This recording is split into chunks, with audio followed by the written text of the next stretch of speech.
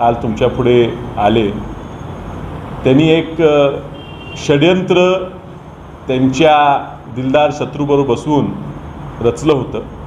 ते षड्यंत्र होतं की ह्या ठिकाणी नुराकुस्ती व्हावी, एकतर्फी निवडणूक व्हावी, जाणून बुजून कमकुवत उमेदवार द्यावा आणि त्यातनं त्यांचा विजय होईल. त्यांना आधीमध्ये आत्मविश्वास वाढला, त्यांना वाटलं आता निवडणूक सोपी झाली, आपण 5-7 लाखांनी निवडून येऊ, ह्या वातावरणात ते फिरत होते. आणि मग त्यांना सगळ्यात मोठा धक्का बसला तो जनतेने जो मला प्रतिसाद दिला आणि मला जे उभं केलं, तेव्हापासून जे त्यांचा मूड खराब आहे तो अजूनही खराब आहे. आणि 4 तारखेला काय जो राहिला फाजील आत्मविश्वास त्यांच्यात राहिलेला आहे तो पण जाणार आहे.